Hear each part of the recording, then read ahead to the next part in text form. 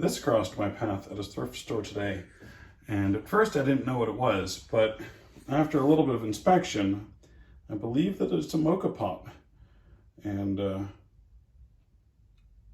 I think it's pretty awesome.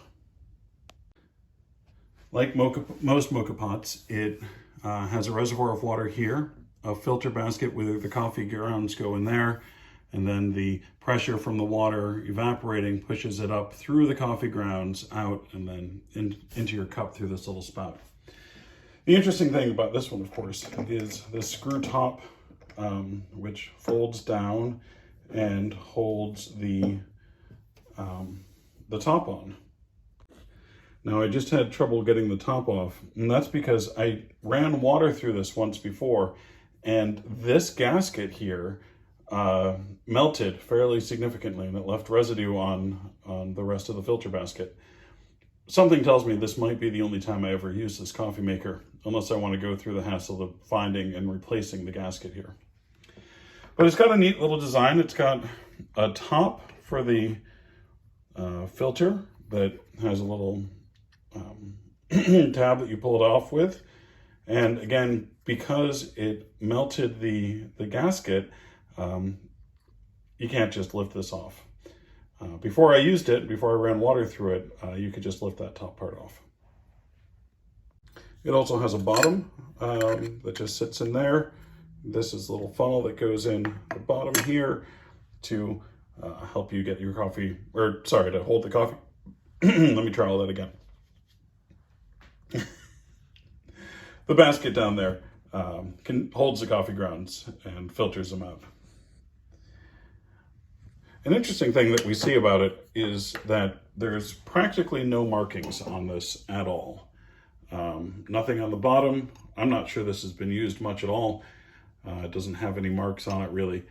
The only markings that you can see are what looks to be the inverted 66, or not inverted, flipped 66. But we'll take you can't see it on the bottom, so it's an interesting marking. If anybody has any knowledge about this sort of thing, please comment below. Despite the fact that it doesn't have any markings, it seems like it's really well made, despite the fact that it doesn't have any markings, and of course that the gasket seems to melt when it gets hot. But that could be because of age, not necessarily any inherent problem with it. There's no clear indication of where you fill the water to, so I'm gonna use that little line there that you can just barely see under the release valve as my indicator. Fill that up with grounds, plop it in, put that on top.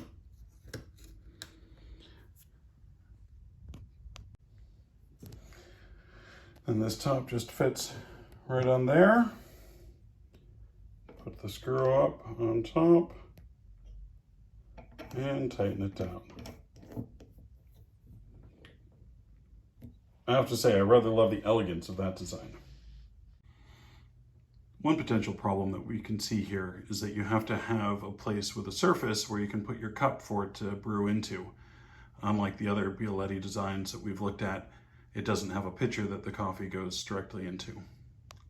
As you can see, compared to the red Moka pot that I reviewed a little bit ago, this one is diminutive in size, and interestingly enough, seems to have a decent amount of coffee to water ratio.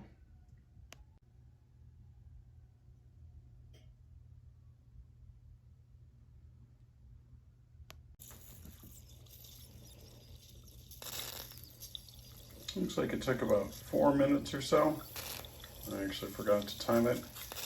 The coffee that is coming out is thick and black, probably very strong.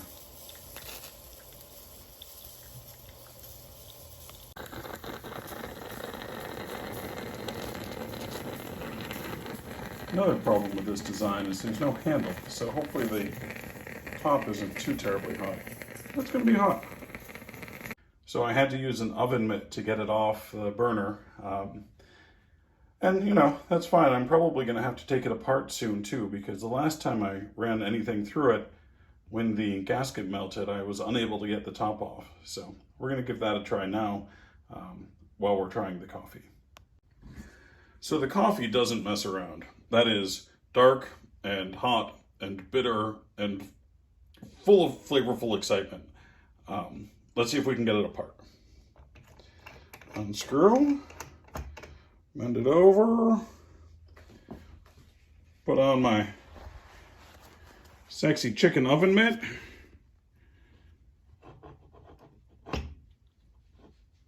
And it doesn't want to come apart. Okay, so now we have to have 2 oven mitts, and we are going to see if we can get the top off. All right, the top came off fairly well. You can see how it's still a little melted, and there's more melty bits on this.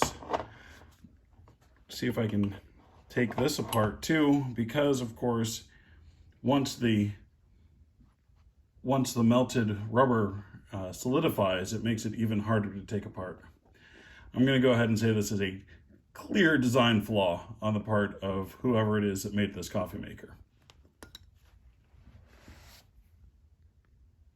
The coffee is surprisingly good, but the design of this coffee maker is comically bad. It's delightful, and I'm thrilled that I found it for $2.50 at a thrift store, but I do not believe I will be making much coffee with this. These other Moka pots get used quite frequently, and sometime I'm going to do a review of the stainless steel one on the right, because that tends to be kind of my evening go-to Moka pot if I'm feeling like having coffee from a Moka pot. This one will probably end up on a shelf somewhere. It's awesome. It's got a great nose. I love the screw feature on the top, but it's just too hard to use.